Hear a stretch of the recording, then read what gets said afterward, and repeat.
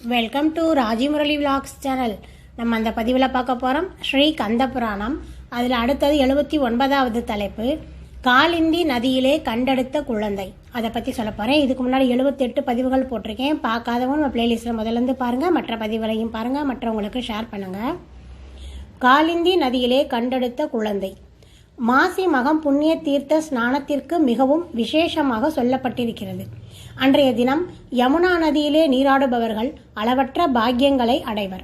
மாசி மகத்தன்று யமுனையில் நீராட தக்ஷன் விரும்பினான். தன்னுடைய மனைவி வேதவல்லியோடும் மற்றும் தன்னை சேர்ந்தவர்களோடும் அவன் யமுனையில் நீராட புறப்பட்டான். பிரம்மனும் முனிவர்களும் அவனுக்கு ஆசிகள் பல கூறி அனுப்பி வைத்தார்கள். யமுனையை அடைந்த தக்ஷன் மனைவியோடு நீராடி அதன் கரையிலே இறைவனை பக்தியுடன் வழிபட்டான். வந்த காரியத்தை முடித்துக்கொண்டு அவர்கள் புறப்பட்ட போது தக்ஷனுடைய கவனம் மடுவிலே மலர்ந்திருந்த தாமரை மலர்களால் ஈர்க்கப்பட்டது. நடுநாயகமாக மலர்ந்திருந்த தாமரை மலர் ஒன்றிலே அழகிய வெண் சங்கு ஒன்று இருப்பதை கண்டான்.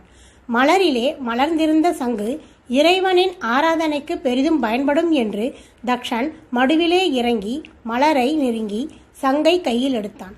அடுத்த கணம் தக்ஷன் கையில் இருந்த சங்கு அழகிய பெண் குழந்தையாக தவழ்ந்தது.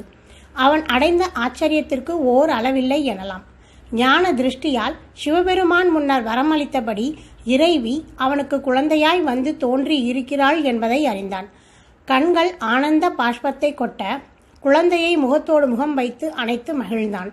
அருகிலிருந்த மனைவியை அழைத்து, வேதவல்லி, இறைவியே நமக்கு குழந்தையாக தோன்றியிருக்கிறாள், நாம் என்ன பாக்கியம் செய்தோம் என்று சொல்லி குழந்தையை அவளிடம் தந்தான். வேதவல்லி குழந்தையை சந்தோஷத்தோடு பெற்று உச்சி முகர்ந்து மார்பிலே சேர்த்து அணைத்து மகிழ்ந்தாள். குழந்தைக்கு ஸ்தன்யபானம் செய்து வைத்தாள். வந்திருந்தவர்கள் எல்லோரும் அவளை கொண்டாடினார்கள். தேவர்கள் தக்ஷனுடைய அரண்மனைக்கு வந்து குழந்தையை தரிசித்து சென்றார்கள். தக்ஷபுத்திரியாக அவதரித்த தேவி உமா என்ற பெயரில் அவன் அரண்மனையில் வளர்ந்து வரலானாள். அவளுக்கு திருமண வயது நிரம்பியது.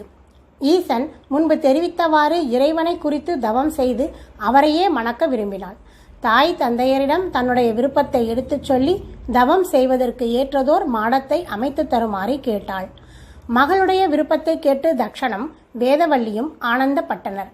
இந்த வயதிலேயே உமாவுக்கு இறைவனை பற்றிய சிந்தனை உண்டாயிற்றே என்று மகிழ்ந்தார்கள். நகருக்கு வெளியே ஒரு தனி இடத்தில் பெண்ணுக்காக அழகிய மாடம் அமைத்து தந்தான் தக்ஷன். அவளுக்கு உதவியாக பல பெண்களையும் அங்கே இருக்கச் செய்தான். தந்தையையும் தாயையும் வலம் வந்து வணங்கி அவர்களுடைய திருவடிகளை ஸ்பரிசித்து கண்களில் ஒற்றிக்கொண்டு உமாதேவி தவம் செய்ய புறப்பட்டாள்.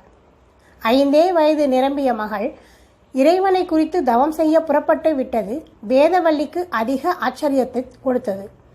கணவனை நெருங்கி, நாதா, இந்த வயதிலே ஈசனை குறித்து தவம் செய்து அவரையே நாயகனாக அடைய வேண்டும் என்ற எண்ணம் இவளுக்கு எவ்வாறு ஏற்பட்டது என்று கேட்டாள். வேதவல்லி, முன்பு நான் மானசரோவரில் தவம் செய்து சிவனுடைய தரிசனம் பெற்றபோது அவரிடம் இறைவி எனக்கு மகளாக பிறக்க வேண்டும் என்றும் அவளை நான் அவருக்கு மனம் செய்து தர வேண்டும் என்றும் வரம் கேட்டேன். ஈஸ்வரனும் அருள் செய்தார். என் விருப்பம் நிறைவேற இறைவன் எனக்கு கொடுத்த வரத்தை நிறைவேற்றவே தேவி காலிந்தி மடுவிலே சங்காக தோன்றி என்னை கவர்ந்து பின்னர் குழந்தையானாள். உமாவை சாதாரண குழந்தை என்று எண்ணாதே என்றான் தக்ஷன்.